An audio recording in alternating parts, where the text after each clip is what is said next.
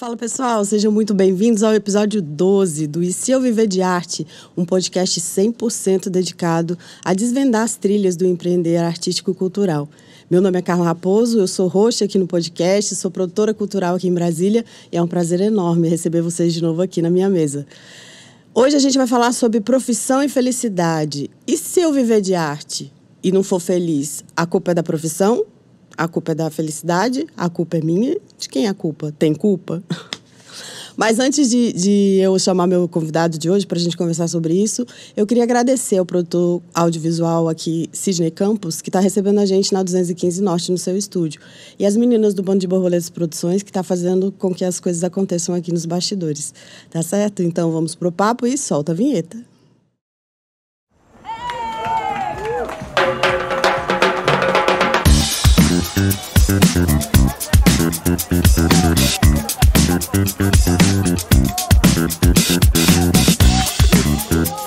Então vamos ao que interessa, não é mesmo? O meu convidado de hoje é Pedro Silva.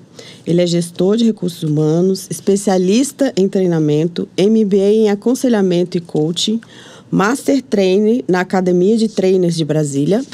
Ele é palestrante, mentor de carreiras, coach Evo e analista comportamental. Sua missão é ser transformador, divertido e corajoso. E ele manda muito bem nisso, vou te dizer. Usando sua capacidade de envolver, ensinar e buscar soluções para as pessoas.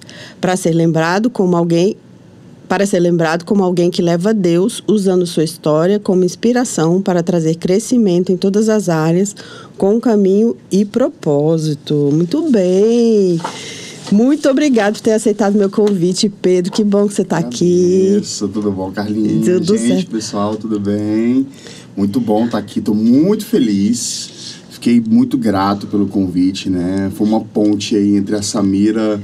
A gente já se conhecia, né, do Carpe Diem. Isso, eu fiz uma participação no Carpe Diem. Foi uma palestra sobre felicidade. Felicidade. Exatamente, olha só que legal. É mesmo, eu não tinha lembrado.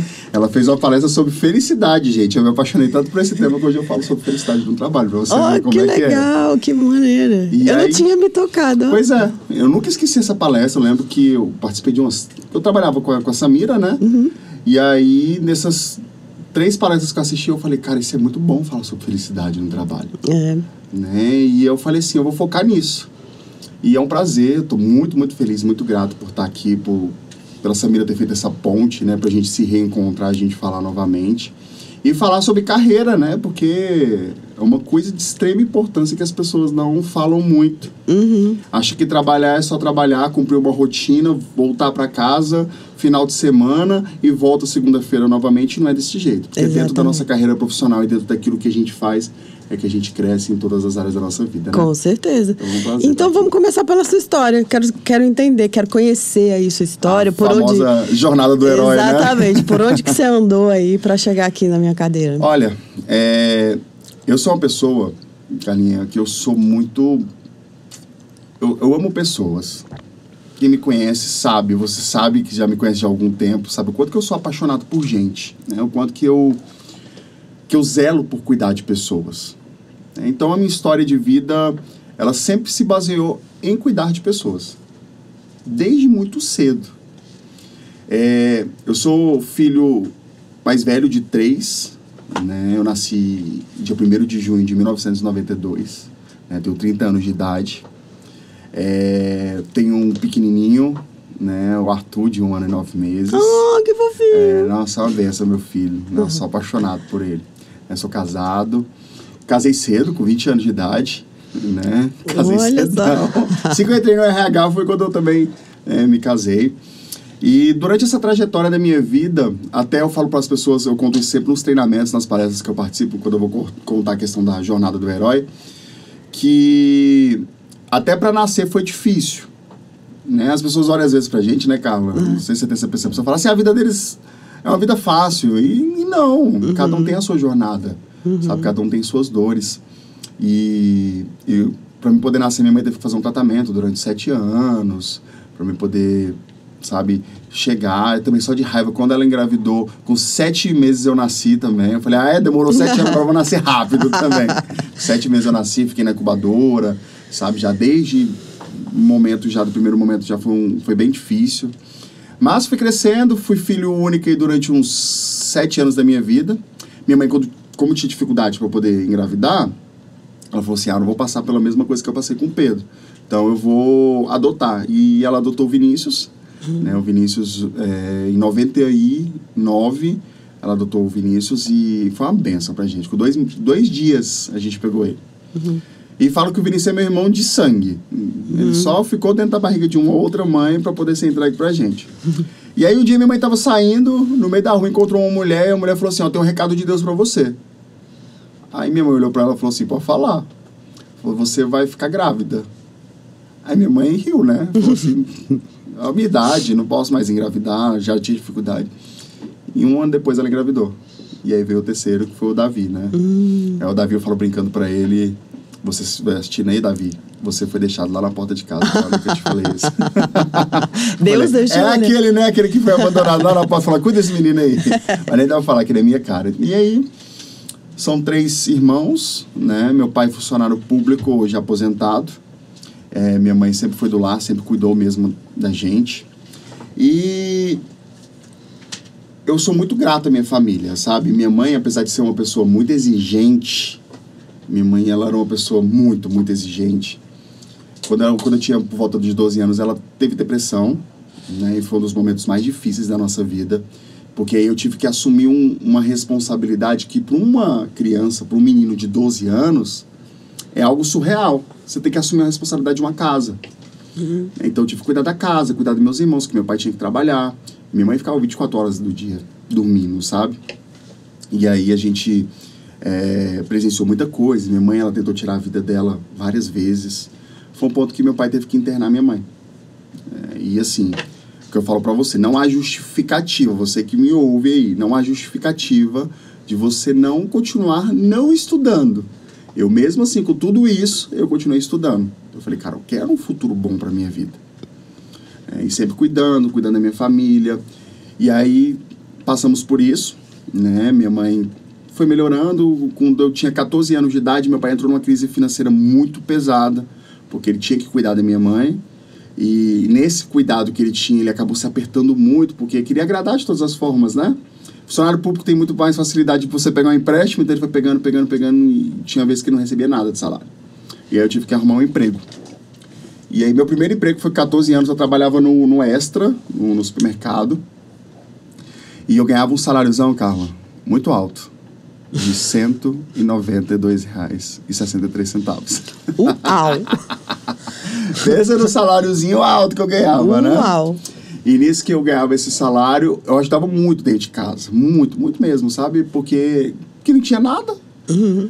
Só que eu era ainda meio inconsequente em relação ao meu trabalho, sabe? Jovem, 14 anos, você acha que quer trabalhar? Quer, 14 anos, gente, é criança quase. Faltava trabalho, fugia pra poder ir pra casa da namoradinha. Só que ele foi minha primeira experiência. E eu já vi que eu gostava de pessoas. E aí no meu ensino médio... um dia desse eu estava conversando com uma amiga, ela falou assim, Pedro, qual a matéria que você mais gosta na escola? Gostava na escola, né? Eu falei, cara, eu não sei. Eu passava em tudo, mas não tem uma matéria que eu gostava mais. Só que aí eu falei assim, eu tinha uma que eu gostava, que era de artes. Aí ela, sério, você gostava de arte? Eu falei, gostava. Ela, que artes? Cênicas ou plástica? Eu falei, amava artes cênicas. Então, assim, todas as peças de teatro que tinha na escola, eu tava lá dentro. Todas. E aí eu era mais fechadinho na minha... E depois que eu comecei a fazer teatro na escola, cara, eu me soltei. Aí que eu comecei a me apaixonar por gente mesmo. Então eu fiz várias peças de Shakespeare, até as peças brasileiras de todos os tipos que você pensar aqui, eu fiz no meu ensino médio. E aí eu fui me soltando. Né? E aí passei por algumas dificuldades na minha vida pessoal. Quando eu tinha 19 anos, eu quase morri por causa de uma... Eu quase morri 2 vezes. Eu vou contar pra vocês. Essa história de drama vai valer a pena, tá, gente? Eu falo isso nos treinamentos, o pessoal fala, meu Deus, que história de drama. Pedro. Calma, vocês vão entender por que eu tô contando essa história de drama. E eu tive esse problema, foi uma bactéria que eu tive no meu coração, na minha garganta, que desceu pro meu coração, deu febre reumática. O médico falou assim, essa semana ele não passa. Eu falei assim, doutor, é sério? E eu conversei igual eu tô conversando com você aqui. Eu falei, mas rapaz, eu tô tão bem. Como é que você tá me matando assim? E realmente fiquei bem ruim. Mas aí eu pude presenciar um milagre na minha vida, né? E fiquei bem melhor. E aí, nesse período também, eu descobri que meu pai tava com câncer no estômago. Olha o tanto de coisa. Tudo de uma vez, né? Tudo de uma vez. Tudo de uma vez. E assim, imagina, dos meus 12 até os meus 18, 19 anos, só porrada. Só porrada. Quem disse que eu aproveitei minha adolescência? Já... Sabe? Foi só cuidando sempre das pessoas, sempre passando por problemas, sempre passando por coisas difíceis. E aí, meu pai passou por esse câncer. E a primeira coisa que a gente pensa quando alguém tá com câncer é o quê? A pessoa vai morrer. É meio que uma sentença, né? Uma sentença. E no estômago? Né? No estômago é um câncer que você espera. E aí eu presenciei, assim, um dos grandes milagres da minha vida. Foi quando a gente foi no hospital, depois que meu pai fez a cirurgia, porque o médico disse assim, ó, a gente só vai ter uma real certeza do que ele tem depois que ele operar. Se ele vai fazer químio, rádio, essas coisas. E aí a gente foi pro hospital, nunca esqueço dessa cena. O médico olha bem no olho da gente e fala assim, eu tô impressionado com o que aconteceu. Aí a gente, o que foi, doutor? Eu achei que ele tinha morrido, meu pai, né? Ele foi fazer uma cirurgia nele e já tem 20 anos que eu opero. Quando a gente tirou o estômago dele, na área que tem o câncer, tinha uma película que envolvia só o lado do câncer.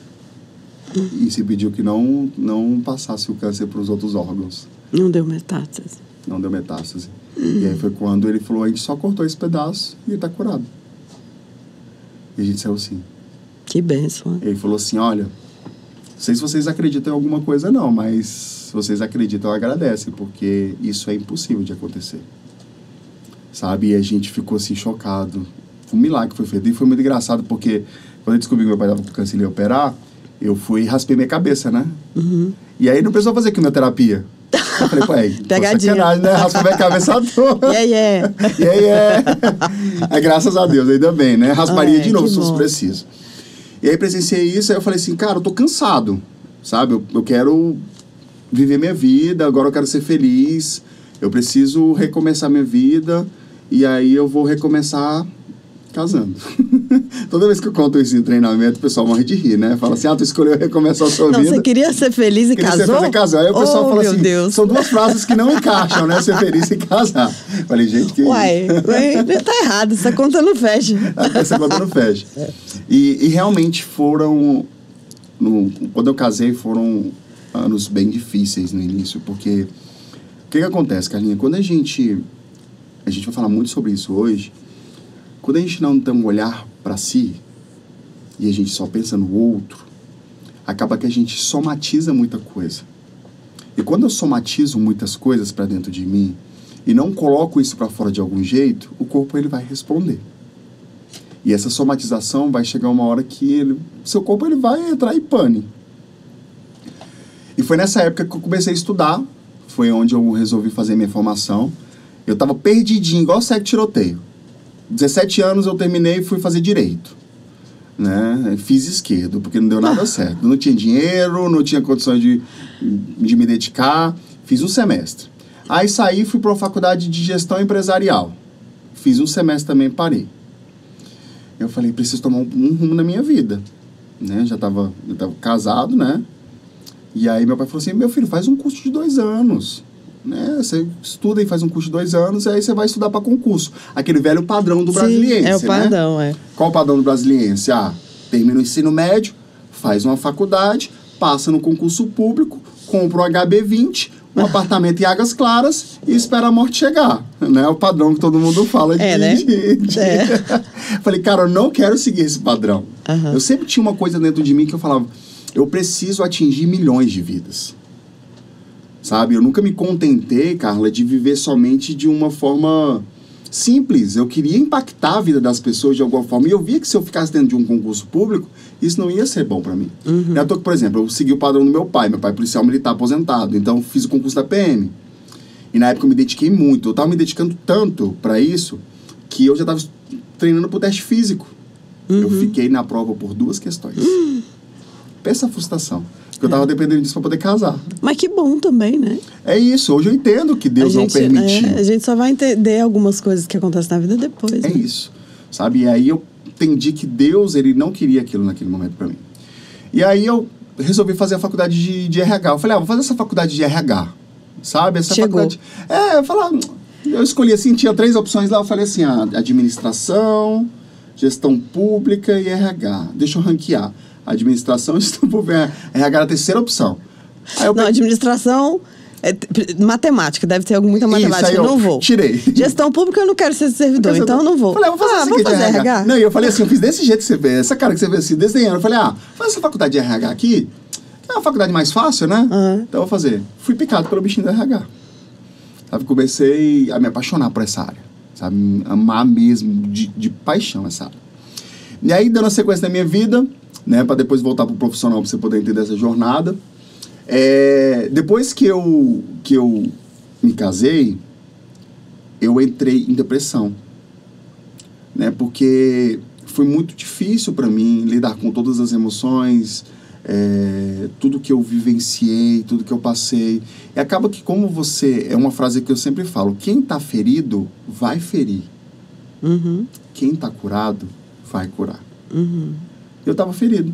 Então, automaticamente, eu feri as pessoas que estavam do meu lado. Então, eu entrei na crise do meu casamento, e aí eu comecei, com 1 ano de casado, a gente já estava em crise. E aí eu comecei a engordar muito, né? Eu cheguei a pesar 160 quilos. Na época que você me conheceu, eu já estava bem, bem gordinho já. Né? Eu lembro. E aí eu comecei a me entregar. Mesmo, entregar os pontos, comecei a entrar em depressão. Eu estava querendo desistir de tudo. E isso ainda, vendo minha mãe depressiva. Inclusive, o nome da minha mãe é Carla. Coincidência Carla, boa. Gente boa ela. Nem conheço, mas eu já sei. Isso é maravilhoso. E aí, Carlinha, eu comecei a engordar muito, muito, muito. E minha saúde começou a entrar num estado muito crítico. E aí eu entrei em depressão. Nisso que eu entrei em depressão, diversas vezes eu pensei em me matar. Sabe? Eu queria desistir mesmo. Sabe? Eu tinha vergonha de sair, eu tinha vergonha de encontrar com os amigos, eu ia trabalhar forçado, sabe? Era muito difícil conviver com as pessoas. E era meio incoerente, porque eu amava pessoas. Só que aquele não era o Pedro de verdade.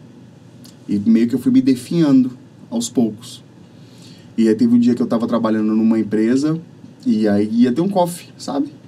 E aí eu cheguei, eu já estava muito mal, porque a questão do peso, eu tinha vergonha. E aí eles viraram para mim e falaram assim, vamos sair porque a comida vai acabar. Ele chegou. E aí isso mexeu muito comigo. Eu falei, caraca, eu saí de lá arrasado. Aí que eu pensei mesmo, eu falei, eu não quero mais viver. Sabe, não quero mais, eu tô cansado. E aí eu fui num retiro uma vez.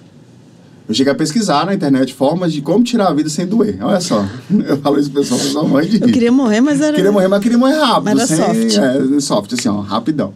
E aí deu aquele número do 188, né? Que eu falei, não quero o número do 188, eu quero saber a solução do meu problema.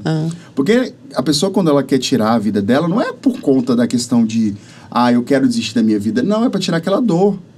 E às vezes você que tá ouvindo a gente aqui agora, isso é muito sério. Isso que você está querendo fazer para sua vida, não é para sua vida.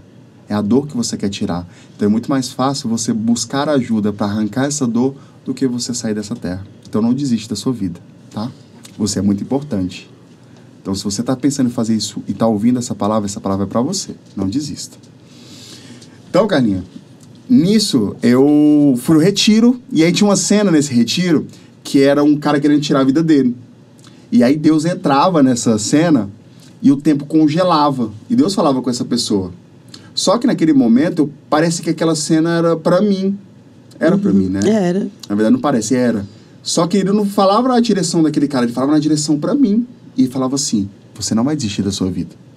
Porque eu tenho um propósito muito grande na sua vida. E através de você, pessoas serão transformadas. Através do seu propósito, as vidas vão buscar direção e um caminho para ser feliz.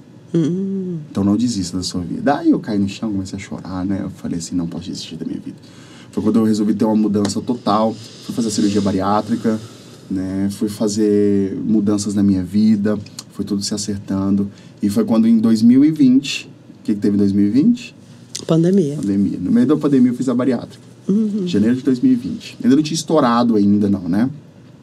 E tava tudo dando certo. Eu falei, enfim, dia de glória, né? Depois de tanto dia de luta, tudo contando. Tudo que eu contei já pra vocês. Tava tudo bem, eu já tinha perdido aí 50 quilos, tava super feliz, vivendo uma etapa nova, maravilhosa, até chegar julho daquele ano. Quando chegou em julho daquele ano, eu tive Covid, né? E julho de 2020 foi a bagaceira do Covid aqui no Brasil. Tava no auge, né? Foi no auge, tava todo mundo, não sabia o que era, o que ia acontecer. E eu peguei, e o que acontece? A Covid, ela afetou não minha respiração, mas eu tive um grande problema no meu intestino por conta da Covid. E aí eu tive muito sangramento, e saía esse sangramento através das fezes, né? E eu não percebia, porque eu era bariátrico, eu achei que tava tudo normal. E aí cada vez que eu ia no banheiro, mandava um monte de sangue embora. Até que uma hora, o que acontece? Seu corpo vai entrar em colapso. Com certeza. Fui pro hospital, mal, o médico, fiz o exame, e aí o médico falou assim, cara, você tá morrendo. Eu tenho um UTI preparado pra você, e você tá com hemorragia severa. E aí eu fiquei assustado, né? Aí eu falei, então, bora, doutor, me leva logo, senão... E aí eu já fui pra aula do Covid, aí tinha dado positivo do Covid. E aí, Carlinha, aquilo foram 6 dias. Foram os piores 6 dias da minha vida. Imagina eu aqui conversando com você normalmente, igual a gente tá conversando, tava assim, uma semana antes. E numa outra semana você tá em cima de uma cama, prostrado, usando fralda, sem força nem para poder levantar a cabeça. E aí o pior de tudo isso é porque, assim, lá onde que eu fiquei no hospital que eu tava, eu podia ficar com meu celular, porque não podia, né? E eu fiquei com meu celular. E aí, na época, tinha sido criado um grupo no WhatsApp, né, que mandava informações para mim. Aí eu entrei nesse grupo. Só que o pessoal não sabia que eu tava nesse grupo. Aí minha esposa... E aí você sabia na íntegra o que estava acontecendo com você, não foi nem poupado. Não foi poupado. Aí o que aconteceu? De terça para quarta, o médico deu a notícia falando assim, ó, o Pedro tá muito ruim, ele não passa de amanhã. E eu li essa mensagem. Eu quase morri, nem pensava em passar de manhã. Eu quase morri naquela hora ali mesmo, né? Eu falei, cara, eu vou morrer. E aí eu quase morri. E eu lembro, Carla, que era numa quarta-feira isso. Eu já tava muito fraco, eu já tava alucinando mesmo, sabe? Eu olhava pro teto e eu via as coisas mexendo. Sentia muito frio. E sabe como tudo estivesse já se apagando? Eu tava desse jeito. Meu corpo tava entrando em colapso, né? Meus órgãos estavam parando. E eu falei assim, cara, eu vou morrer. E eu falei, engraçado que um tempo desse eu tava pedindo pra morrer. E naquele momento eu não tava querendo morrer. E aí foi quando eu fiz uma oração. Eu falei, Deus... Eu sei que eu pedi. Eu sei que eu pedi, mas o Senhor me prometeu algo. O Senhor falou que não era pra me desistir da minha vida. Se eu não tô desistindo da minha vida, por que você vai desistir da minha vida? Foi quando eu apagando, eu falei assim, me perdoa, mas me dá uma chance. Eu apaguei. E aí eu acordei e o medo de abrir o olho. Né? Eu falei, onde será que eu tô? Desse jeito mesmo, eu conto pro pessoal, o pessoal racha de rir que eu tava morrendo de medo de abrir o olho. Eu falei, primeiro eu vou sentir o cheiro. Se eu sentir o cheiro de fogo... é porque eu tô no inferno, deixa eu ver. Não tô no inferno. Aí eu abri o olho bem devagarzinho assim, sabe? Aí eu olhei e tinha um enfermeiro em cima de mim assim, botando um monte de lencinho. Eu pensei, se eu estiver no inferno, será que eu abraço o capeta? Eu pensaria isso. Será que quando eu abrir o olho, se ele estiver na minha frente, eu abraço o capeta? Eu abraço, não quero você não. Eu senti mesmo o cheiro de verdade. Eu falei assim, não tá cheirando enxofre, então tá tudo certo, né? Eu não tô em lugar ruim. E aí, foi quando eu abri o olho, devagarzinho tinha enfermeira, eu falei, eu tô no céu. Aí ela começou a rir, não, você tá no hospital. Eu falei, eu não morri, né? E daquele momento, Carla, Deus ouviu minha oração e de um dia pro outro eu melhorei. Eu fiz o exame, meu intestino tava normal. Isso era uma quinta-feira, no sábado de manhã, eu saí da UTI para casa. Olha só. Curado. Isso porque você não tinha cumprido sua missão ainda, né? Não tinha. E não adianta. Quando a gente não cumpre nossa missão, a gente não vai. Não é, exatamente. Não adianta. Eu também acredito nisso. E aí, a partir daí, você começou a... Aí tem uma cerejinha do bolo. Que aí você vai ficar... eu vou falar pra você vai falar assim, não acredito, Pedro. Um mês depois, né, quando já tava tudo certo, passei por isso. Minha mãe fez uma cirurgia. Minha mãe morreu na mesa de cirurgia. 52 anos. Meu Deus. Aí você pensa que meu chão se abriu. Porque minha mãe, eu sempre cuidei da minha mãe. Para mim sempre foi minha base. Eu sempre sonhava em ver minha mãe bem. E ela estava melhorando. E eu já estava projetando em ter filho, ela já falava em ser vó. Né? Então você imagina na minha cabeça como é que foi isso. Sim. Aí comecei a me afundar novamente. São coisas que, né, acabam... Mexem. Meu Deus. Só que 2 meses depois, Deus me deu um grande presente. Que foi seu filho, que exatamente, bom. Tá vendo? Deus... E ele trouxe paz no meu coração. Coisas, né? E aí as coisas foram ajustando. Meu filho, assim, trouxe muita segurança para minha vida, sabe? Uhum. E aí foi quando eu comecei a aprofundar na questão da inteligência emocional. Foi quando eu fiz a imersão com o Márcio Michele, né, do método Evo. E ali eu ressignifiquei algumas coisas que eu precisava ressignificar. Fiz a formação de coach lá na Evo também. E aí, assim, às vezes a pessoa não quer fazer uma formação de coach, mas a formação de coach é mais pra gente do que pros outros, né? Uhum. E foram 4 meses de pura intensidade, assim, que eu fui trabalhando. E foi quando eu resolvi abrir minha empresa, sabe? E viver o chamado que Deus tinha na minha vida em relação a cuidar de pessoas. Uhum. Eu estava cansado de trabalhar em RH. Uhum. Sabe isso que eu estava cansado? Aí Deus colocou no meu coração a palavra mentoria. E de alguma forma você já vinha fazendo isso no RH, né? Porque o RH é meio que você cuidar de pessoas, né? Exatamente. De então, alguma assim, forma você sempre estava ligado aí, né? Só que faltava alguma coisa, sabe, Carlinha? Porque quando eu estava preso dentro de uma empresa, eu atingia só aquele público. E o que eu falei para você? Eu quero atingir milhões de pessoas. Eu me sentia como se eu estivesse dentro de uma caixa, sabe? Sim. Assim, amarrado. Eu falo, eu posso fazer muito mais. E aí Deus colocou essa palavra mentoria na minha cabeça. E aí foi quando eu resolvi cuidar de pessoas e começou a aparecer oportunidade de pessoas. Hoje tenho mais de 60 pessoas que eu cuido. Que sabe? legal. Mentoria individual, particular, de empresas. E aí Deus colocou no meu coração o nome da minha empresa, que é Acelera Mais. Né? Eu Acelera Mais, eu falo que é uma caixinha que Deus ele tirou lá do armário dele especial, lá no céu. Sabe? Falou assim, Pedro, ó, tá aqui na sua mão. Esse projeto aqui fui eu que te dei. Você vai fazer isso, isso, isso, isso. E eu tenho um projeto todo formatado na minha cabeça. Que é um programa que ele vai atingir o mundo todo. Sabe? De 2 formas. Né? Tanto como empresa, como instituto. Então, assim, é poderoso, assim, o que eu vivo hoje. Tudo que eu falei para vocês da jornada de herói do Pedro é porque eu precisava passar por tudo isso. Eu tinha que vivenciar tudo isso. Porque hoje, para cuidar de vidas, para mim é muito mais fácil. Sim. Porque quem me busca passa pelos meus problemas que eu passei. E a autoridade que eu tenho para poder falar, cara, eu vivenciei isso, eu passei por isso. Então você vai conseguir passar por isso também. E hoje eu entendo o propósito. E essa é a minha jornada. Não é uma jornada fácil, né? Mas apaixonante e de muito amor, de muito cuidado. Legal, muito inspiradora. E aí você falou um pouco aí sobre quando você trabalhava no RH, né? E aí a gente entra um pouco, né? Eu acho que é um gancho pra gente entrar nessa coisa da profissão. Eu sei que não é... O público que a gente está falando aqui são artistas que já vivem de arte ou aqueles que flertam ainda com a possibilidade, né? Pessoas que têm uma outra ocupação, mas que também, sabe, são artistas e fazem alguns trabalhos e tal, mas ainda não tem aquela segurança específica para isso. Eu chamo essa conversa aqui porque, às vezes, para a gente falar com a história da felicidade de profissão, né?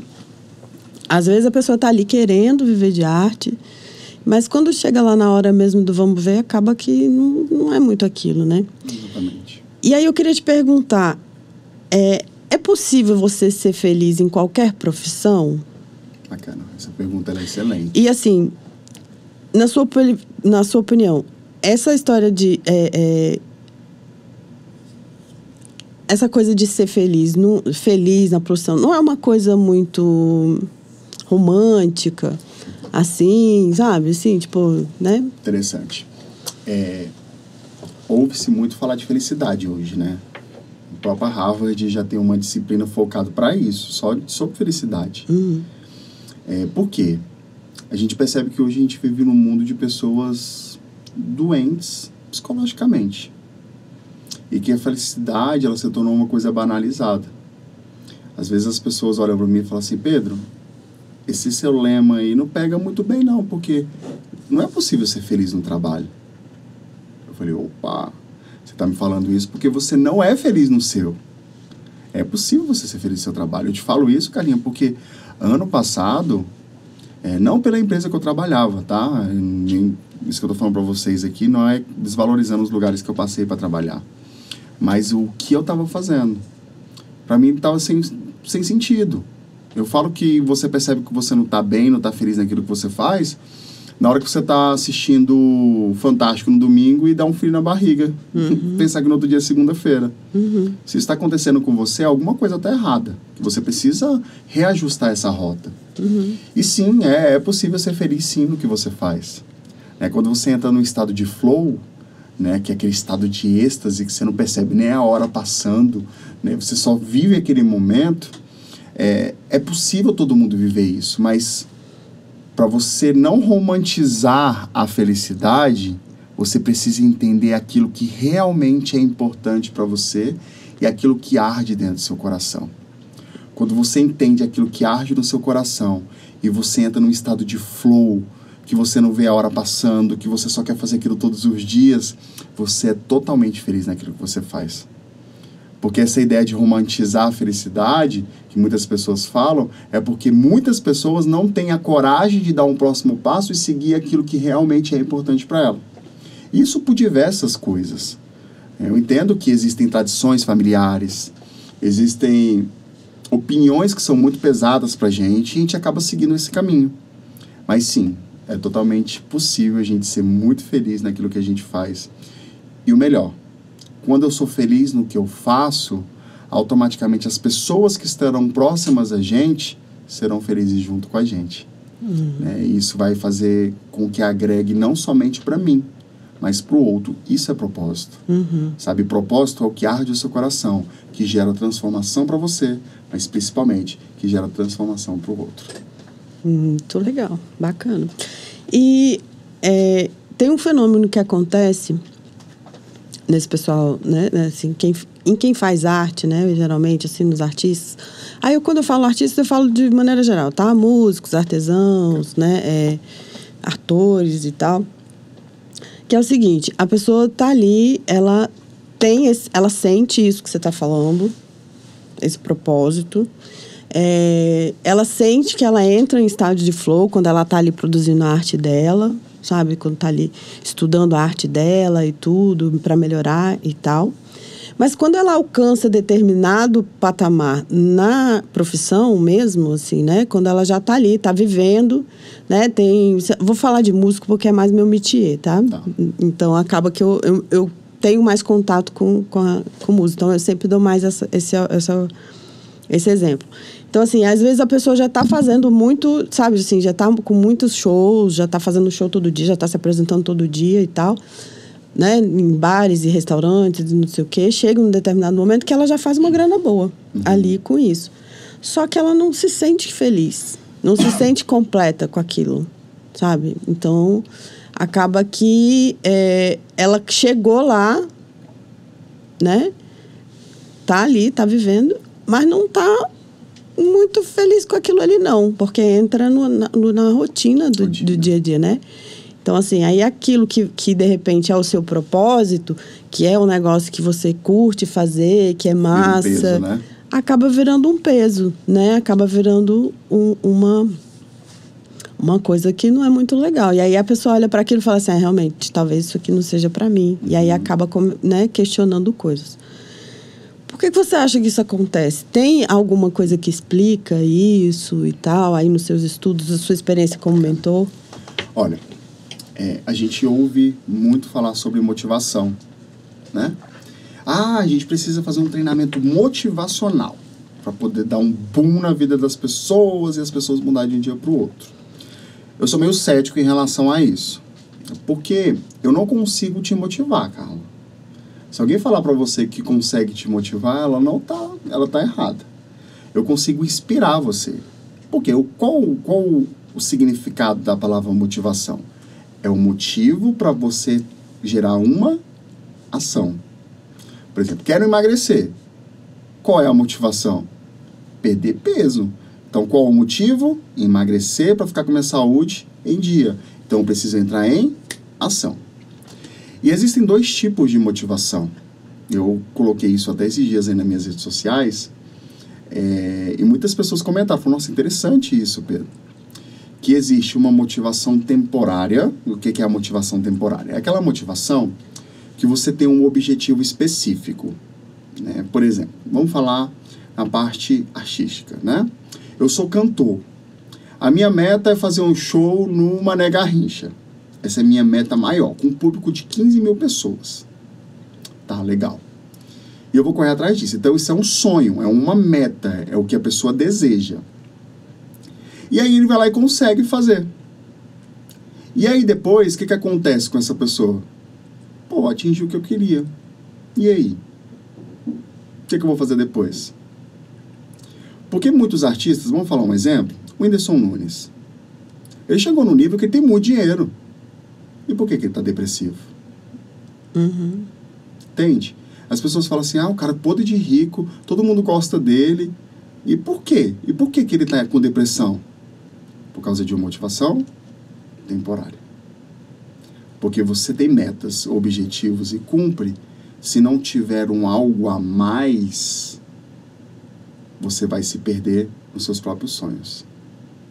Diferente de uma segunda motivação. Você que está me ouvindo a nota, sei que isso é importantíssimo, viu? Que é a motivação permanente. O que é uma motivação permanente? Você tem metas, você tem sonhos. Só que aquilo se renova todos os dias. O seu processo do que você faz para a vida das pessoas vai te gerar algo tão bom, tão positivo, que você vai querer fazer isso todos os dias. Quando a gente busca, Carla, coisas só para o nosso interesse, olha como isso é poderoso. Quando eu busco só coisas para o meu interesse, vai chegar uma hora que vai perder o sentido. Porque você vai ter conquistado o que você quer. Por isso que as pessoas que são famosas, muitos aí que a gente sabe que chegam a um certo nível já de fama, de conquistas tão grande que para ele perde sentido. Mas o sentido não tem que ser só para a gente. O sentido tem que ser para o outro. O quanto que você, artista, está impactando a vida de outra pessoa? O que você faz de diferente das outras pessoas que faz com que as pessoas que estão ao seu redor passem por um processo de transformação tão grande que você fica marcado na vida daquela pessoa? Você já percebeu esses grandes palestrantes que mexem com o desenvolvimento de pessoas? Raramente você vê casos de pessoas assim que falam, esse cara tá com depressão. Por quê?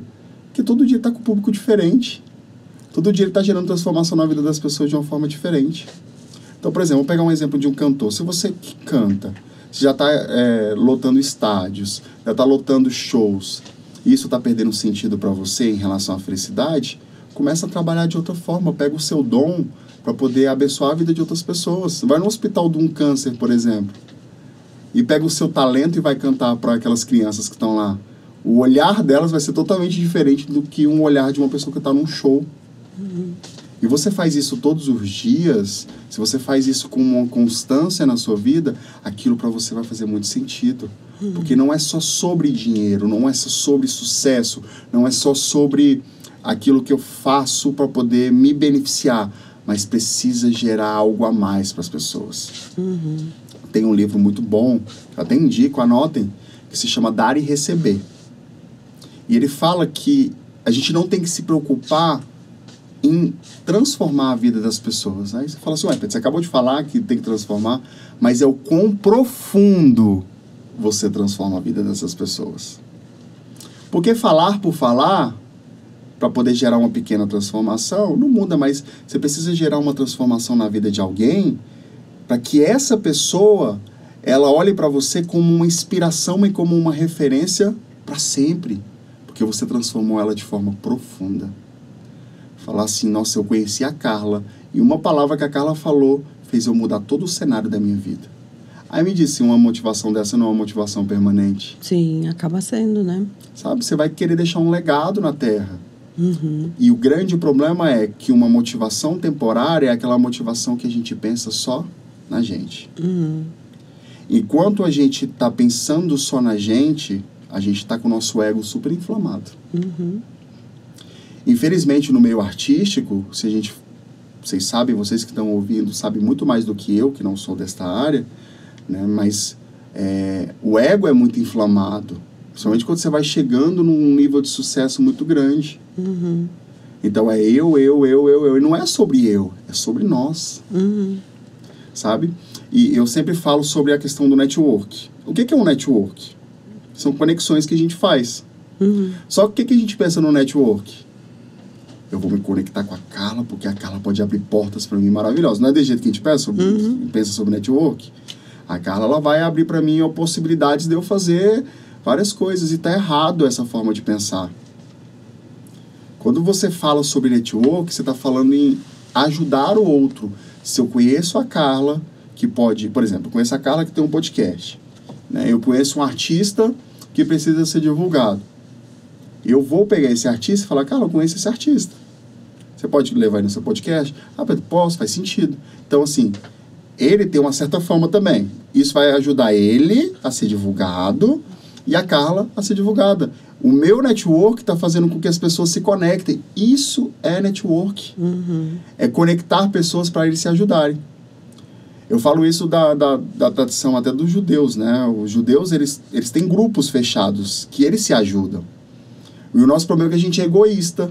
Uhum. A gente olha, às vezes, muitas vezes, uma pessoa que é o nosso concorrente, a gente quer tirar de perto. E por que você vai tirar de perto essa pessoa, sendo que ela pode te agregar e te ajudar de alguma forma? Uhum. Quando a gente tirar o egoísmo, escuta bem isso, viu, artistas?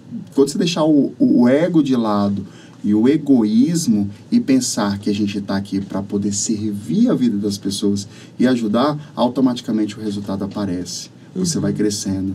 E o dinheiro vai ser só uma consequência daquilo que você faz com muito amor. Uhum. E vai começar a fazer sentido para você. Então, buscar sempre a motivação permanente.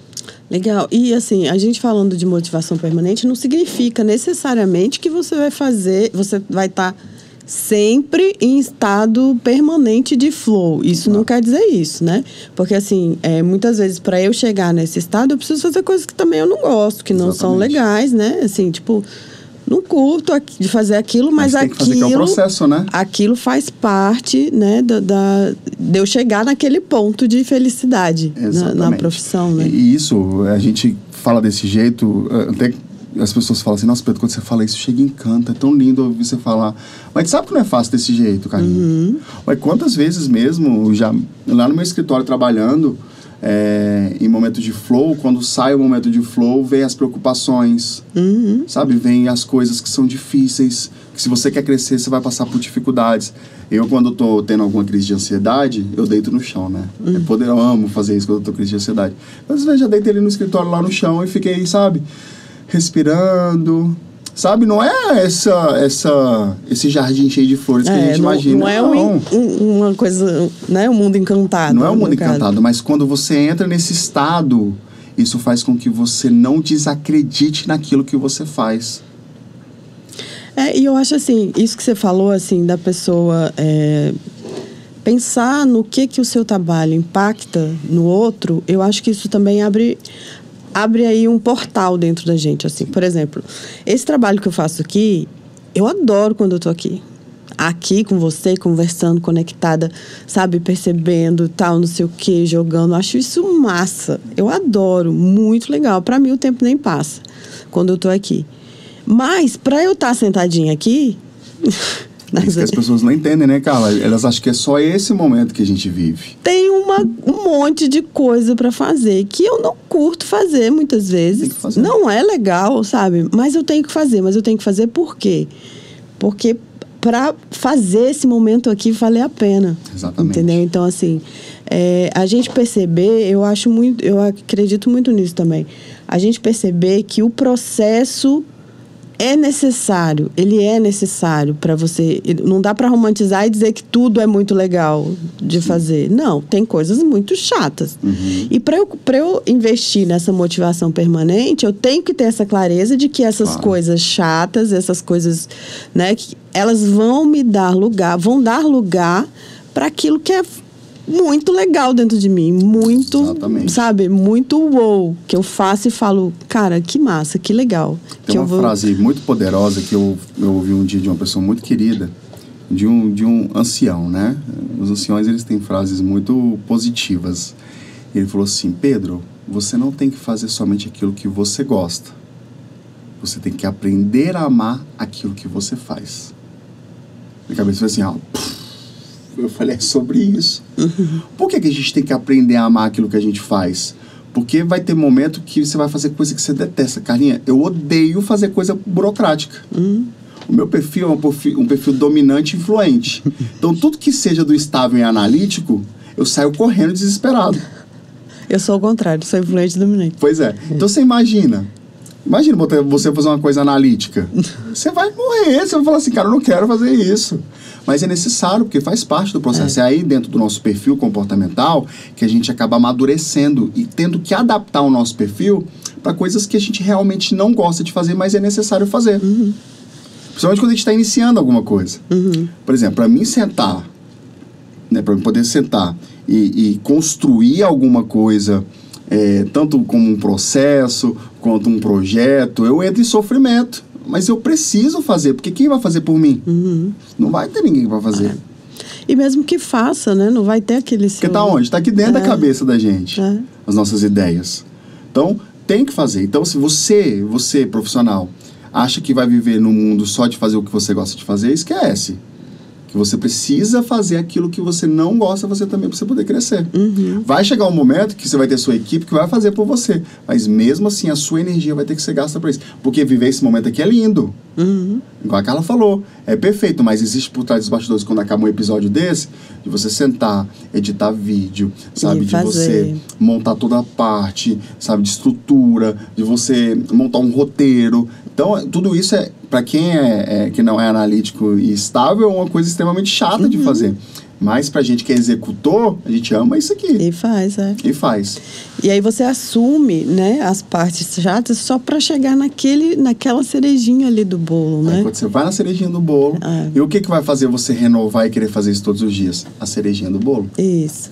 Sabe? Porque você sabe que tudo aquilo que você tá fazendo que porventura você não gosta de fazer, você sabe que é por um propósito maior que vai valer a pena quando você terminar de fazer aquilo. E aí isso é poderoso. Massa.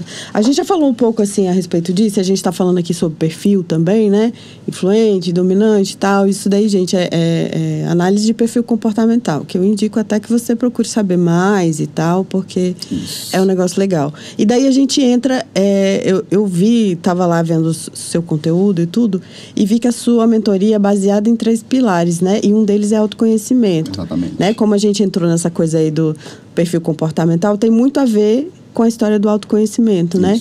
Aí eu queria que você falasse um pouco desses seus princípios aí, os princípios que você... Porque eu acho que casa bastante. Você falou um pouco deles aí, meio pincelados, meio soltos, né? A história do servir, do autoconhecimento. Mas eu queria que você estruturasse direitinho, porque eu acho legal compartilhar com o pessoal. Quando eu montei minha empresa, eu sempre me preocupei com 3 coisas importantes, né? Isso eu levo para todo lugar e eu sempre tive isso muito dentro de mim, são valores meus.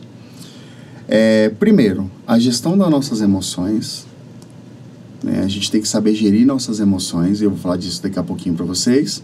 Segundo, a gente ter um relacionamento espiritual, e isso eu não estou falando de religião, tá?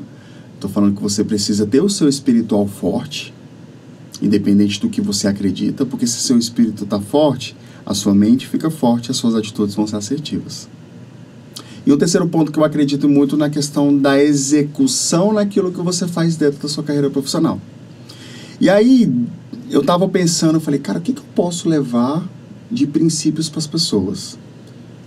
De toda a minha história, da minha jornada do herói, o que eu consegui fazer para conseguir vencer as adversidades e chegar no nível que eu tô subindo ainda, né? Eu tô hoje, mas estou subindo para poder ficar melhor ainda. E foram esses 3 princípios que a Carlinha falou, né? Que eu tenho como base na minha empresa. É como se fosse um triângulo, e nesse triângulo tem essas 3 coisas que eu uso como para tudo, né?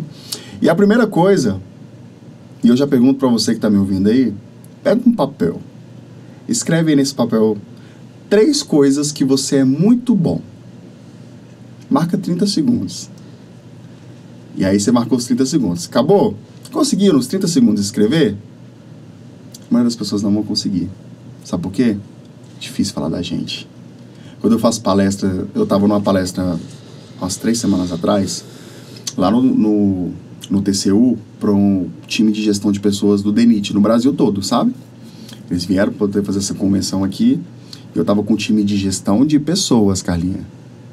Muitos não conseguiram escrever. Eu falo, gente, vocês são da área de RH, vocês não estão sabendo falar de vocês. E aí, o que eu faço? Eu falo, beleza, fulano, vem cá, você conhece Ciclano? Conheço. Fala 3 coisas positivas dele. Em 10 segundos, a pessoa fala 3 coisas positivas dele. Eu falei, gente, você sabe mais do outro que de você mesmo. Aí a pessoa olha pra mim, nossa, Pedro, faz sentido. Por quê? Eu estava estudando na Exame Academy, fala que apenas 15% das pessoas têm autoconhecimento, Carlinha. Gente, 15% das pessoas. Isso é pouco. Quando eu não sei quem eu sou, várias coisas negativas acontecem comigo. Então, a primeira coisa para você ser uma pessoa diferenciada é tem autoconhecimento. Anota isso aí, pra você não esquecer. Por que o autoconhecimento é importante? E que me ajudou muito. Quando eu sei quem eu sou, eu tomo as decisões da minha vida. Eu te pergunto, Carlinha, quem é que mexe nas nossas emoções? Você sabe? A gente. São as pessoas que a gente ama. Se eu virar pra você e te fazer uma crítica aqui, você vai olhar pra mim e falar assim, Pedro, quem é tu? Oxe, não é nada pra poder falar isso pra mim. Mas e se seu esposo se fizer uma crítica pra você? Eu mato ele. Ele olhando aqui de olho assim, não mata não.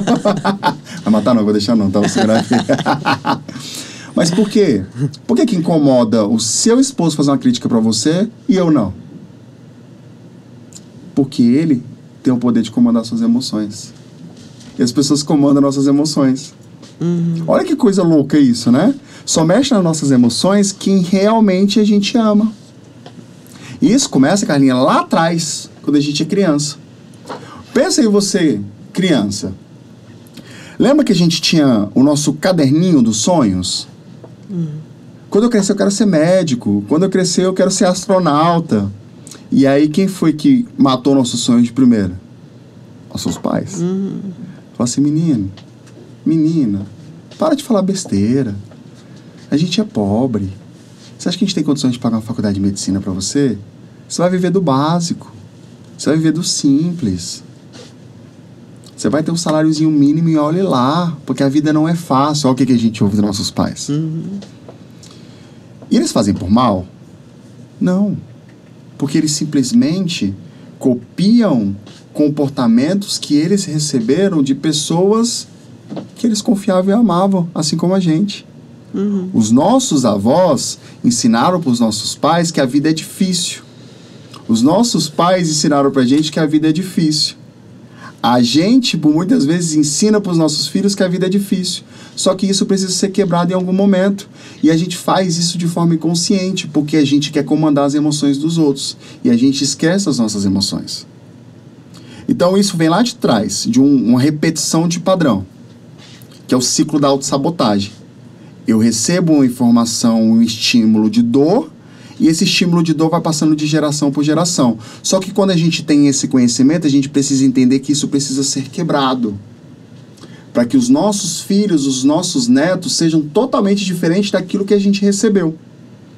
Então, olha só, desde criança, a gente aprende a receber estímulos, as nossas emoções são mexidas daquilo que os outros falam pra gente. Se os outros dão opinião naquilo que eu falo e eu tenho que fazer, eles mexem na minha emoção. Se eles mexem na minha emoção, eu não tenho autoconhecimento. Olha o poder do autoconhecimento. Quando eu sei quem eu sou, não vai ser as pessoas que vão ditar ordens na minha vida. Eu sei o que eu quero. Não estou falando que você não deva ouvir as pessoas. A gente precisa ouvir, sim. Mas reter o que é bom e jogar no lixo o que é ruim. Se você tem um conselho para me dar, Carla, eu vou te ouvir. Vamos ver o que a Carla falou que é bom. Ah, isso aqui faz sentido. Isso aqui não faz sentido, porque é um pensamento dela. Né? Quando eu tô com meu filho, muitas vezes a gente quer botar para ele coisas que pra gente não é legal, mas pra ele pode gostar. Por exemplo, não gosta de um legume específico. Eu não gosto. Só que meu filho não vai gostar, ele vai gostar, porque ele é diferente de mim. Então a gente tem que saber quem a gente é primeiramente. Sabe? Quando eu sei quem eu sou, as minhas emoções não são mexidas. As pessoas, para poder mexer nas nossas emoções, vai ser um negócio muito mais difícil. E às vezes a gente está tão atrapalhado com isso que não precisa nem ser uma pessoa importante na nossa vida para a gente dar atenção demasiada para a opinião, né? Exatamente. Isso acontece muito com artista. Artista, às vezes, não quer lançar um trabalhos ótimos, incríveis, mas não quer porque tem medo dessa opinião. Das críticas, das opiniões das pessoas, né? Então, isso demonstra até o nível de autoconhecimento que está cada vez mais baixo. Você acha que... Eu acho que acontece isso. Sim. Olha, eu tive um site agora. Talvez seja proporcional à importância que você dá ao que as pessoas pensam, sendo elas importantes ou não na sua vida. E aí, qualquer pessoa, se o seu nível de autoconhecimento é baixo, a importância que você dá ao que as pessoas falam é alto. Sim. É inversamente proporcional.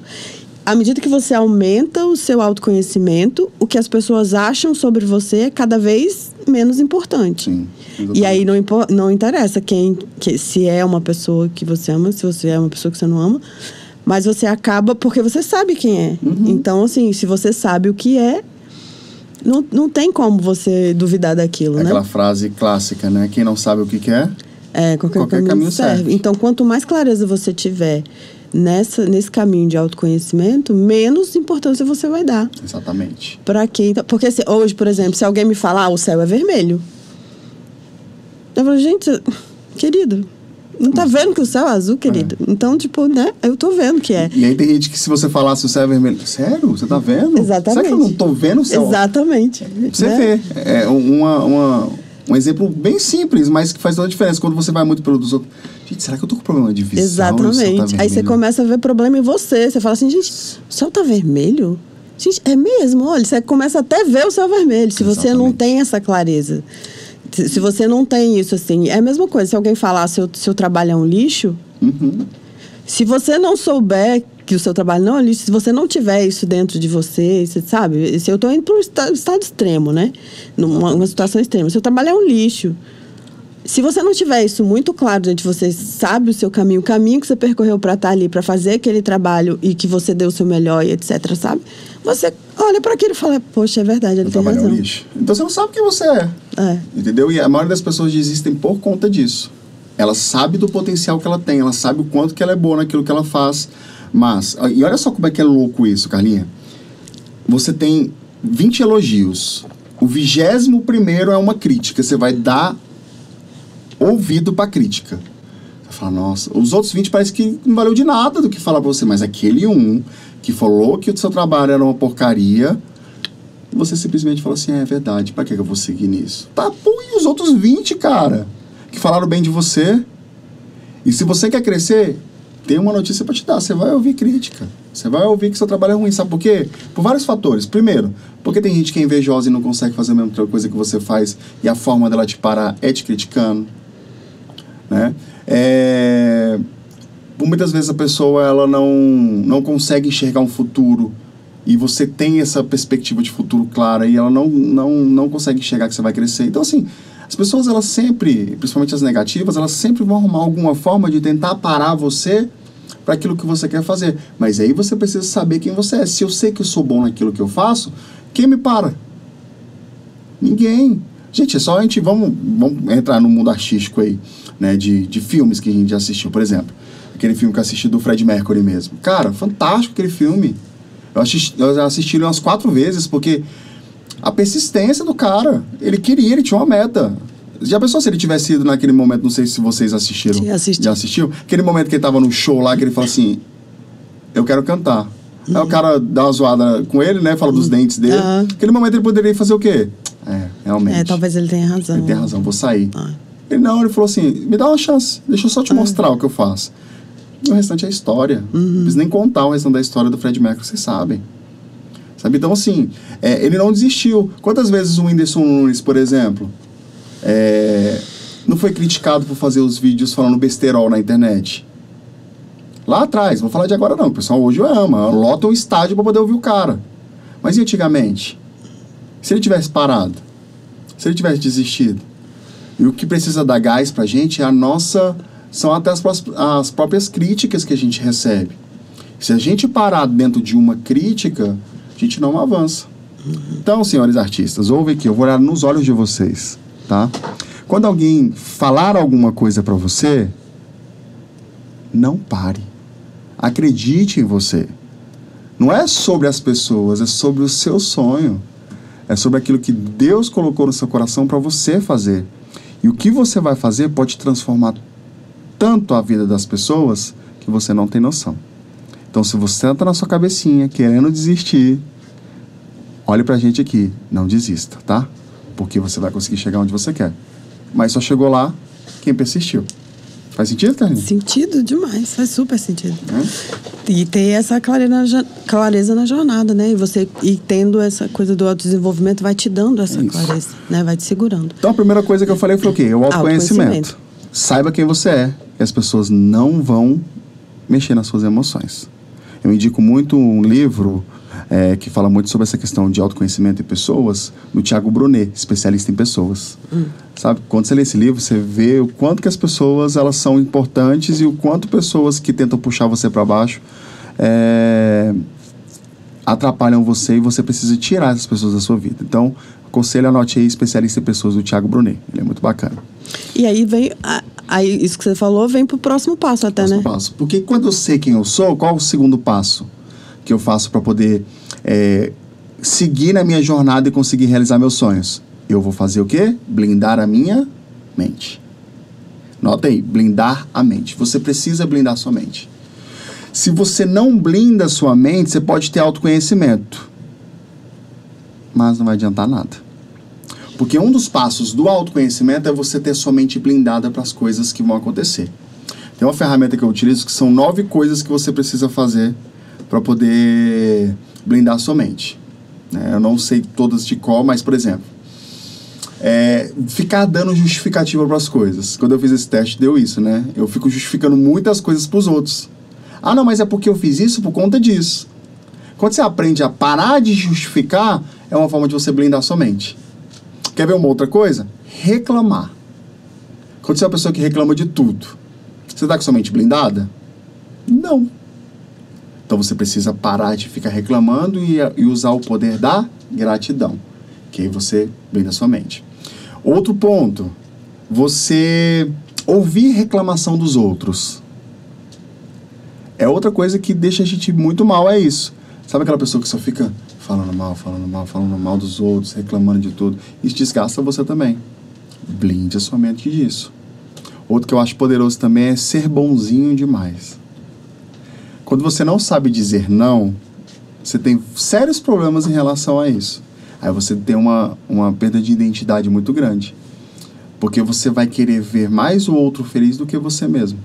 Quantas vezes uma falta de não vai fazer a gente ficar em sofrimento? Saiba ser bonzinho no momento certo. Não tô falando pra você ser ruim, tá, gente? Por favor. Mas ser bonzinho em excesso é algo ruim. Você tem que pensar em você. Então, o canal é ser assertivo, né? Ser assertivo, é isso. Ser assertiva que é o ouro. E saber falar, né, Carlinha? Porque quando eu sei falar com o outro, isso ajuda muito. Sabe, por exemplo, ser assertivo, você usou a palavra perfeita, que eu amo a palavra assertivo. Porque você ser assertivo é você se posicionar, posicionamento e comunicação. Aí você é assertivo. Quando eu me posiciono bem naquilo que não é bom para mim, mas eu sei levar isso com clareza para as pessoas dentro de uma boa comunicação, a pessoa pode ficar até chateada na hora com você, mas depois está tudo certo. Posicionamento. Sim. E como blindar a mente? Tem um livro que eu amo, segundo livro aí para vocês lerem, é O Poder do Subconsciente. Esse livro ele é poderosíssimo. E esse livro ele fala sobre os 2 tipos de consciência que a gente tem, que é a nossa consciência normal, que é essa informação que vocês estão recebendo. Isso que vocês estão recebendo agora da gente é uma informação que você está levando para o seu subconsciente. E dentro do nosso subconsciente, que é aquele lugar oculto, é o que o negócio acontece. A ciência já disse isso de várias formas, que existe a questão do poder da atração, que já foi comprovado que acontece. Por quê? O nosso cérebro, ele é movido por energia. Então, a gente tem bilhões de neurônios dentro da nossa cabecinha E dentro desses neurônios, as sinapses, né, que se conectam, que pura energia faz com que você crie novos hábitos, que você crie novas ideias. Então, quando se conecta, acontecem novas coisas. É aquilo que você faz diariamente. Então, se o nosso cérebro ele é movido a energia, a gente está falando de um universo que é totalmente cheio de quê? De energia. O que dá uma cor dessa aqui, por exemplo? A gente está vendo uma cor amarela. Existe cor? Não. O que faz a cor existir é a energia, que é o contato da luz com os átomos que formam isso aqui, gente. Energia. Então, isso quer dizer o quê? Que o nosso cérebro é energia, o universo é energia, o que você pensa é o que vai acontecer. Por quê? O nosso cérebro, ele acredita na história que a gente conta para ele. Tanto uma história verdadeira quanto uma fantasia. Se você falar algo ruim, ele vai acreditar nessa história que você está contando para ele, e nessa história que você está contando, aquilo vai acontecer. Exemplo. Eu sempre pergunto nas palestras quando eu falo assim, quem já participou de sorteio e falou assim, eu nem participo de sorteio porque eu não ganho nunca. Todo mundo fala isso. Por quê? Você já entrou naquele sorteio pensando em fracassar. Seu cérebro, seu consciente mandou informação para o seu subconsciente, que mandou para o universo, o que vai acontecer? Você vai ganhar o sorteio?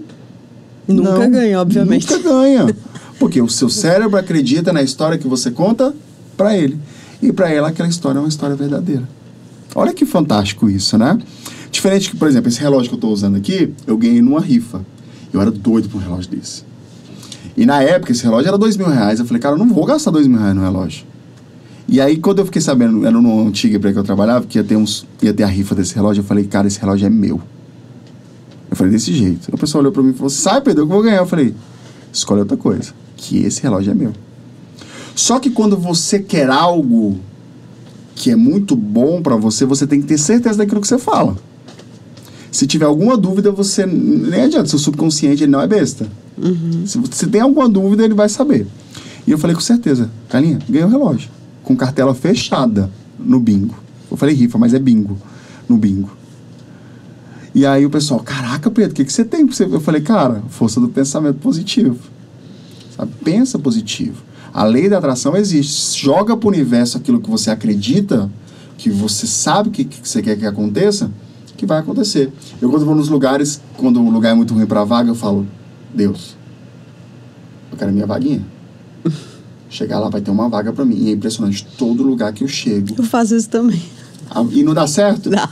Quando você fala assim, chegar lá não tem vaga nenhuma, você vai rodar ali 3 dias e não vai conseguir uma vaga. Mas se você chega com o pensamento positivo, o negócio acontece. Olha o poder que o nosso cérebro tem. Isso a gente está falando da ciência. Vamos entrar no livro sagrado, que é a Bíblia? O que a Bíblia diz? Lá em Provérbios ele fala assim, assim como pensa o homem, assim ele é. Olha que fantástico. Então, a forma como você pensa é aquilo que vai acontecer com você. Então, nesse livro do Poder do Subconsciente, ele fala que dentro da gente existem 2 tipos de pessoas. Dentro da gente. Você sabia disso? Dentro de você existem 2 pessoas. Existe a Carla pequenininha e existe a Carla gigante. E aí, nesse livro, ele fala a história de um cantor que ele estava tendo uma crise de ansiedade. E a vozinha pequenininha começou a gritar. Você não vai conseguir. Não vai. E a voz gigante fala, vai, que você vai conseguir sim. E aí fica naquele conflito interno. Sabe como se fosse o diabinho e o anjinho falando? E essa vozinha pequenininha, o problema dela, Carlinha, é que ela paralisa muita gente. Ela para a gente e faz com que a gente não faça as coisas. E aí a voz gigante, ela perde a maioria das vezes. Então, o que eu falo para vocês? Todas as vezes que você tiver uma dificuldade, algo que você precisa fazer, que você acha que você não vai conseguir, vai lá e dá ouvido para sua voz gigante. Eu ensino pro pessoal na palestra, eu falo assim, ó, pega seu dedo, faz o dedo de peteleco e fala assim, voz pequena, sai. E manda embora essa voz pequena. É porque essa voz pequena tem atrapalhado você de romper em coisas poderosas. Quando você começar a dar ouvido para essa voz interna gigante, entender que o seu subconsciente é algo tão poderoso de você chegar em lugares que você nunca imaginou, você vai dar ouvido para essa voz gigante. E a gente trabalhando, eu aconselho todo mundo a ler esse livro, porque ele é muito poderoso. E ele ensina muito isso, que a gente merece tudo. A gente só precisa acreditar. É do Tony Robbins esse livro, né? Não. Eu esqueci o nome do autor. Até o final, se eu lembrar, eu falo o nome do autor. Então, esse livro ele é muito poderoso, porque depois até a gente passa o link. Sim. Eu vou mandar o link para vocês indicarem. Ótimo. Para indicar para o pessoal. Então, se vocês quiserem, vai ter um linkzinho aqui para comprar ele em PDF ou... Tá? Vocês depois dão uma olhadinha aí embaixo. Esse livro eu indico porque ele muda a nossa forma de pensar. Né? Então, assim como eu penso, assim acontece. E aí, o que lá na Bíblia diz também? Que eu acho fantástico. Lá em João 10:10 fala assim, ó, a parte B do versículo. Eu vim para que tenham vida e tenham com abundância. Jesus, o grande mestre, o maior líder que passou pela terra, está falando que a gente precisa viver a nossa vida com abundância. E por muitas vezes dentro da gente fica com a crença de não merecimento. Eu não mereço crescer, eu não mereço isso. Mas por quê? Lembra que eu falei lá atrás? A gente recebe isso de quem? De estímulo dos nossos pais. E você merece sim. Então você merece ter uma vida de abundância, de crescimento. Mas você, para poder ter uma vida de abundância e crescimento, você precisa acreditar. E a sua mente blindada vai fazer com que você cresça, que você se desenvolva, que você chegue em lugares tão poderosos que você nem imagina. Mas se você não tiver a mente blindada e der mais importância do que os outros falam para você, esquece. Você vai ser igual uma âncora, você só vai, descer e cair o tempo todinho. E um amigo meu falou uma coisa uma vez e eu achei muito interessante. É como se fosse um balão que você enche, mas não amarra. O que acontece quando você solta? Ele murcha. E é desse jeito. Tem gente que se enche e fala assim, agora vai. Aí solta e não amarra o balão. O que vai acontecer? Vai esvaziar novamente. Aí vai ficar nesse ciclo de ficar enchendo, esvaziando, enchendo, esvaziando. Isso desgasta. Né? Porque recomeçar sempre é algo muito ruim. Então você precisa romper. E para romper, a sua mente precisa estar totalmente blindada. E eu aconselho um outro livro também, que é o Mindset, da Carol Dweck. Sim. É poderoso esse livro. Você bom, já leu? Já li. Maravilhoso. Ele fala sobre os dois tipos de mindset, que é o de crescimento e o fixo. E a gente está amarrado em qual? Muitas vezes no fixo. A síndrome, desculpa as Gabrielas de plantão aí, tá? Mas a síndrome de Gabriela, né? Eu nasci assim, eu cresci assim, eu vou morrer assim. Nada me muda. Não é assim. Eu nasci assim, eu cresci assim, mas eu posso mudar. Sabe? Eu posso ter um mindset de crescimento. E para mim, eu não vou seguir desse jeito a minha vida toda. Eu vou fazer com que as coisas aconteçam e eu sou o protagonista da minha história. Eu dou uma palestra que fala sobre isso. Eu, protagonista. Eu sou o protagonista da minha vida, eu sou o protagonista da minha história e eu avanço onde que eu quero. E, Carlinha, quando eu descobri essa questão de blindar minha mente, eu consegui avançar em muitas coisas. Sabe? Porque aí eu falo assim, quando a pessoa me vê mais concentrado, fala, Pedro, o que foi que você está quietinho? Estou no meu momento de blindar minha mente.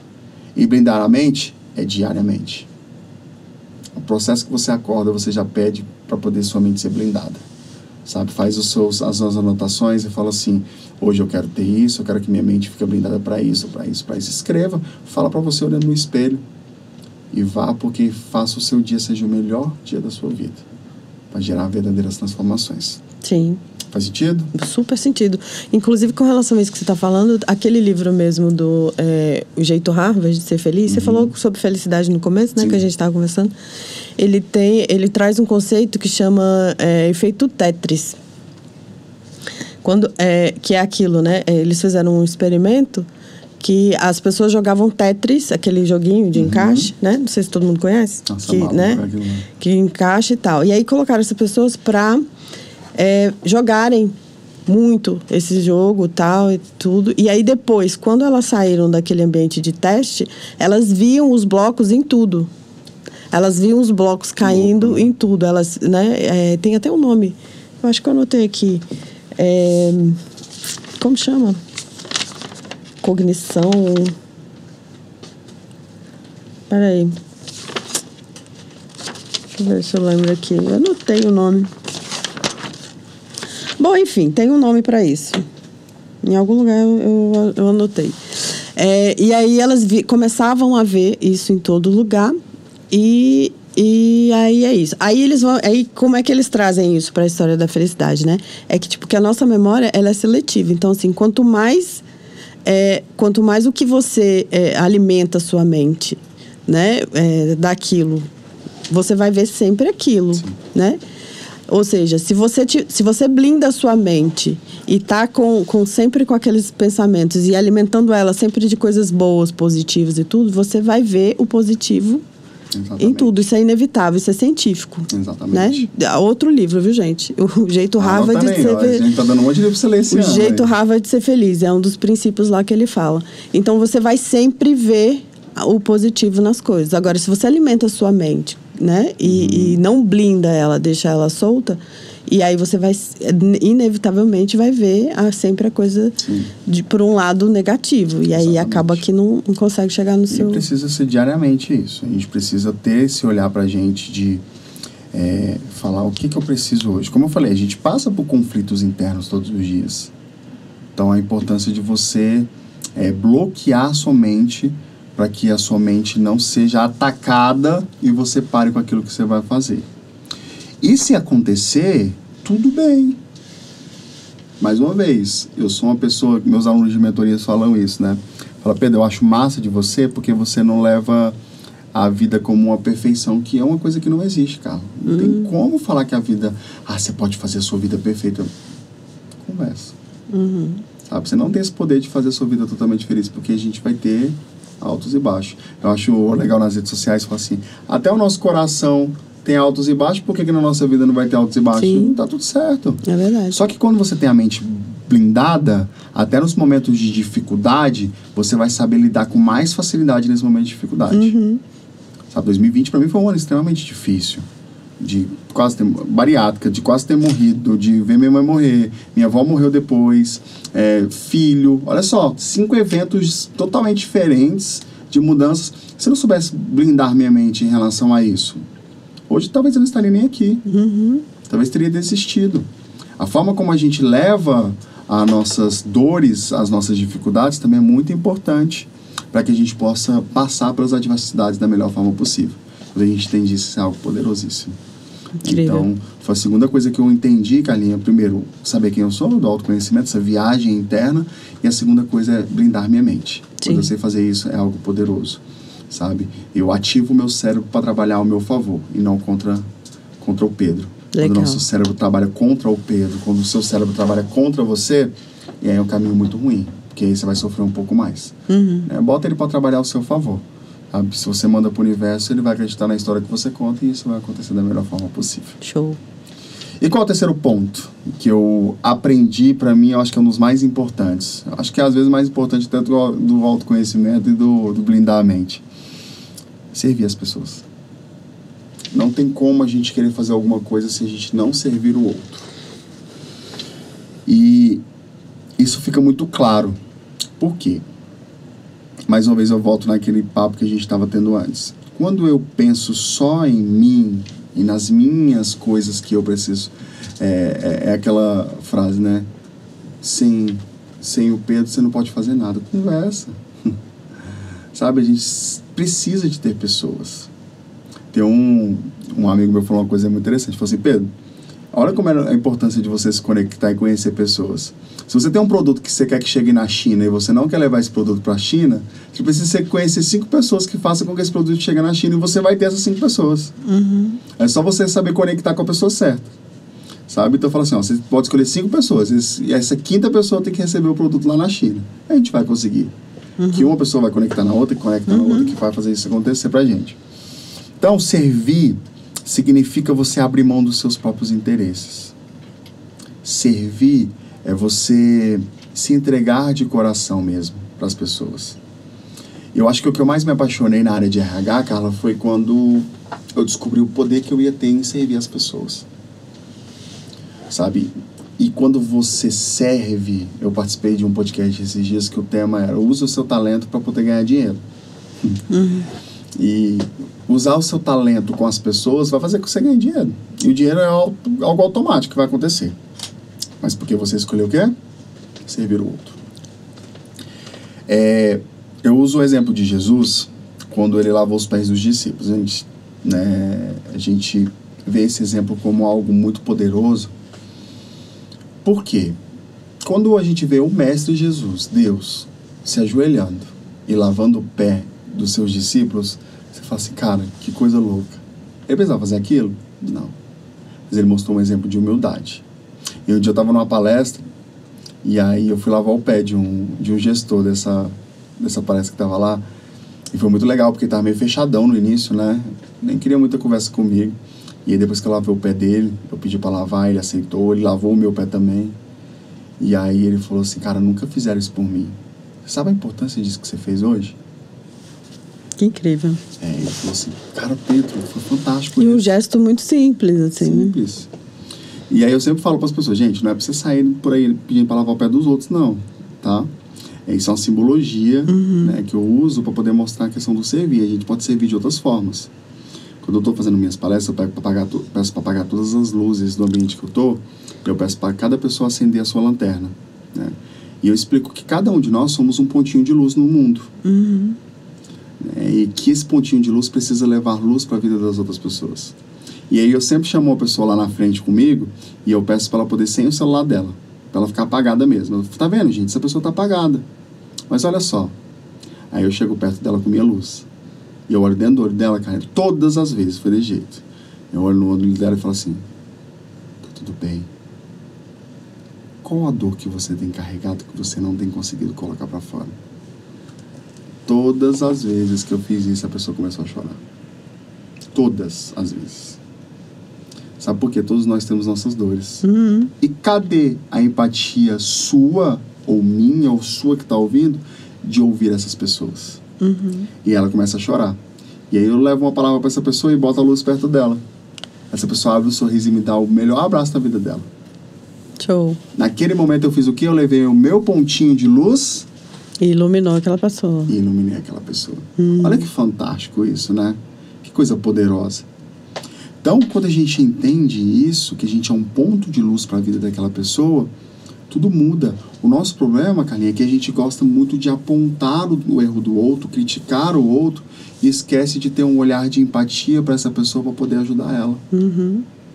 Sabe, quando eu não ajudo o outro, a gente tem um sério problema de criar julgamentos. Para de julgar, gente. A gente vive num mundo que as pessoas estão precisando ser amadas.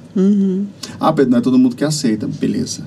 Mas você está fazendo a sua parte. Quando você entende que o servir é algo poderoso, automaticamente as coisas voltam para você. Então hoje, você que está aí, faça a diferença na vida de alguém. Ah, mas eu não sei o que falar. Às vezes a gente não precisa falar nada. A gente só precisa ouvir. Até o próprio artista mesmo, né? Assim, com a sua arte, ele está servindo de alguma forma, né? Exatamente. Servindo o outro. Então, se aquela arte começa a ser alguma coisa muito mais egóica mesmo, né? Para uma coisa de satisfação pessoal, acaba que ele não se comunica com o público, acaba que, né? Como eu digo, não dá match com o público e acaba frustrando, né? E as pessoas percebem porque isso, quem faz arte não faz para si, né? Assim, né? Pelo menos não deveria, né? Tem que fazer para o outro, né? A sua forma de se comunicar com o mundo é através da arte. Quando eu vejo um artista, a gente pensa o quê? Nossa, o que essa pessoa pode entregar para mim, por exemplo? Você está assistindo uma peça de teatro. Você está fazendo para poder tocar meu coração. Você está fazendo filme, é para poder, de alguma forma, me acessar. Uma música, o poder que a música tem. Vamos falar de música, né? Que é a sua paixão. O poder que a música tem de conectar as pessoas. Sim. Toda palestra, treinamento que eu tenho, eu uso música. Sim. Porque a música, ela conecta áreas que a nossa voz não consegue conectar. E às vezes é isso que está faltando ali, né, para a pessoa, tipo, né, dar um passo a mais na carreira, né, é fazer a sua arte, lógico, com aquilo que... Porque o artista, na verdade, tem que se imaginar como canal, né? Exato. Para jogar a arte no mundo e a arte dar match ali com o público. Eu acho que assim consegue fluir um pouco mais. Eu tive um insight disso que você está falando aí, agora, aqui na minha cabeça, que muitas vezes você está perdido no que você faz, artista. Mas você ama fazer isso, você não quer sair disso.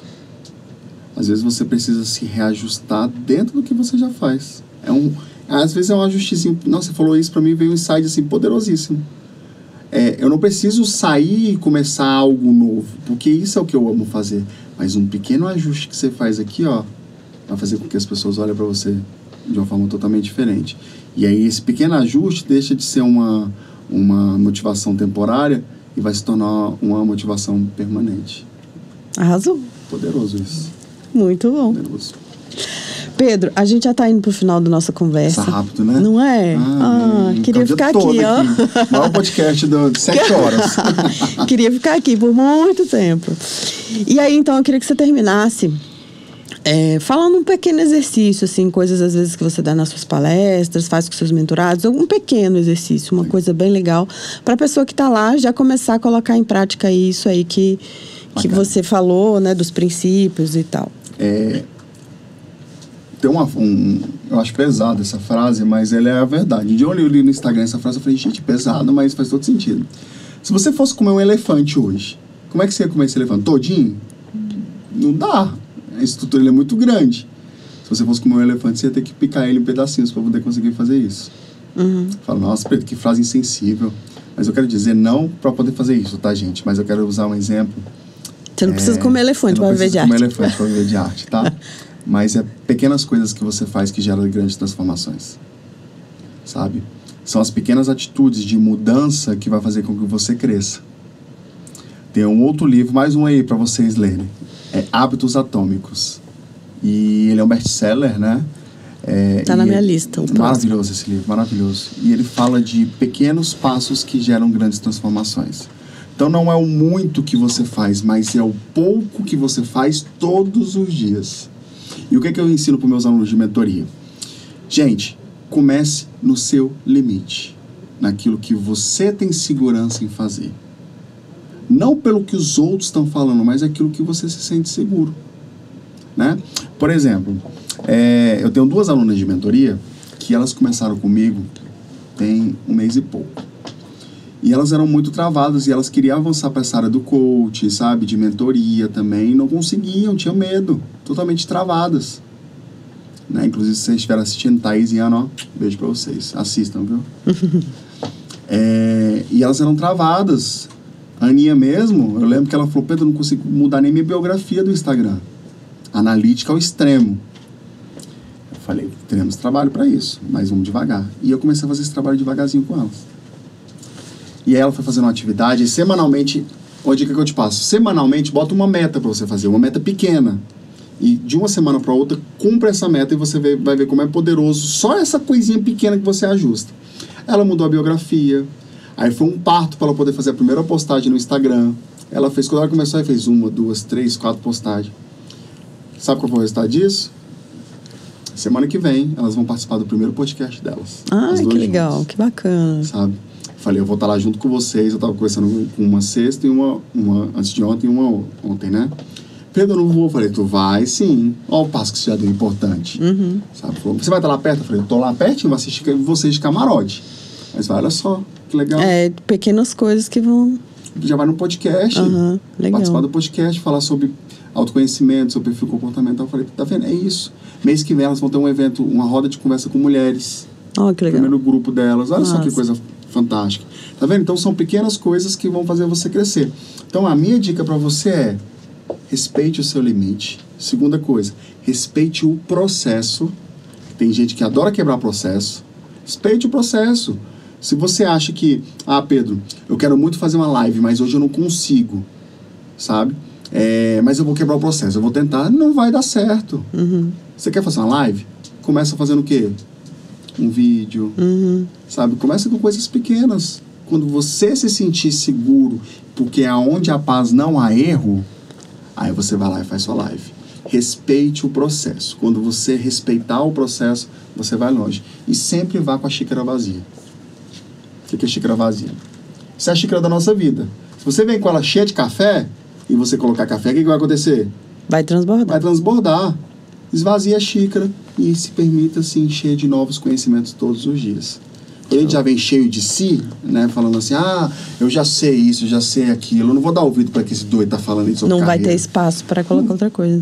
Exatamente. Exatamente. Esvazie sua xícara, se permita viver o processo e faça um pouquinho cada dia. É muito melhor você ter constância do que você não fazer.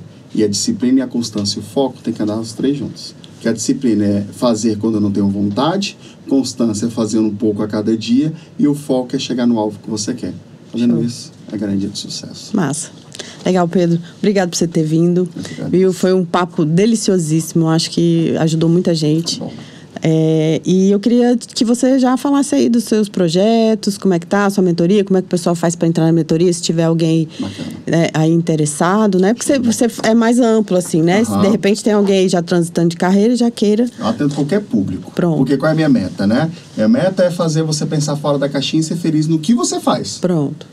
Essa é a minha meta com você. Então, se você tem interesse, se faz sentido, se você quer ter esses 3 pilares fortes na sua vida, que é autoconhecimento, blindar a mente e servir as pessoas, e dentro disso, descobrir sua identidade profissional, que eu vou ajudar você a descobrir a sua identidade profissional, né, através de uma ferramenta poderosa. São 3 encontros que eu faço, né, com uma ferramenta, com várias ferramentas, depois 3 voltados só para a identidade, depois foco só no projeto profissional.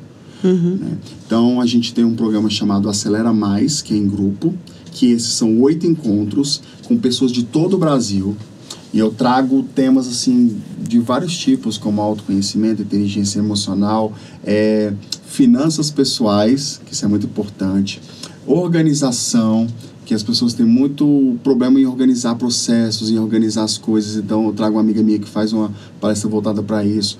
Eu tenho uma palestra com o meu mentor, que é Aprendendo a Aprender, né, que é a nossa dificuldade de aprender as coisas e reter esses conhecimentos. A gente fala sobre isso, sobre negociação, sobre oratória, liderança. Então, assim, é um programa completíssimo, que você vai aprender muito. A nossa turma vai começar, a segunda turma, né, que já tem a primeira, dia 27 de abril. Tá, né? Pertinho, ó. Tá pertinho, dá para entrar, dá tempo de entrar. Exatamente. Se você tem interesse, dia 27 de abril vão ser 8 quintas-feiras que a gente vai fazer com atividade prática. Nesse treinamento, eu ensino você até montar uma empresa. Ó, que legal. Um dos trabalhos é montar uma empresa. Bacana. Mas, Pedro, meu foco não é montar uma empresa, mas você trabalha dentro de uma empresa. Lógico, a pessoa é uma empresa. Ser um empreendedor. É uma empresa, exatamente. Entendeu? Então, eu ensino técnicas para você fazer isso. Então, assim, é um programa completo. Você que tem interesse, você vai me seguir aí na minha rede social, no Instagram. Adiciona aí, pedro.treinador, tá? Você vai me seguir lá, vai mandar uma mensagem no meu direct e eu vou fazer para você que está assistindo esse podcast hoje, ó, guarda isso, podcast aqui, um preço exclusivo, tá? De presente para o seu público. Opa, legal. Tá? Eu vou fazer um preço exclusivo, uma promoção muito bacana, tá? Me procura lá que eu vou botar esse bônus para vocês, para a gente poder iniciar e esse ano ser um ano totalmente diferente, de transformação não só na sua carreira, mas na sua vida no geral. Então, se você tem interesse, pedro.treinador, manda o direct e fala assim, hoje estou assistindo o podcast E Se Eu Viver de Arte, e eu vi que você vai dar um presente para mim. Eu vou lá e vou falar com você, e vou fazer um preço bem bacana para você. Show. Tá bom? Bacana. Obrigado, Pedro, por você ter vindo mais uma vez. E a gente está acabando por aqui. Espero que vocês tenham gostado do papo. Hoje a gente falou muito sobre felicidade, né, para viver de arte. Falamos aqui de princípios para viver de arte, sobre o autoconhecimento, sobre blindar sua mente, né? Falamos também sobre servir, né? Que é muito importante. Você está atento aí se você está servindo as pessoas, ao seu ego, né? Então, falamos muitas coisas aqui interessantes. Espero que vocês tenham gostado. Assinem aí o canal, se vocês estão vendo pelo YouTube, e acione o sininho para quando vierem as próximas. Se você conhece alguém que queira vir aqui conversar comigo a respeito disso, né? De como viver de arte de uma forma mais profissional, né? Para a gente profissionalizar isso daí, me manda aqui também no Instagram ou nas minhas redes aí que vocês vão me achar, que a gente traz a pessoa aqui para a gente conversar. Tá bom? Então é isso. Muito obrigada, espero que vocês tenham gostado e até o próximo. Tchau.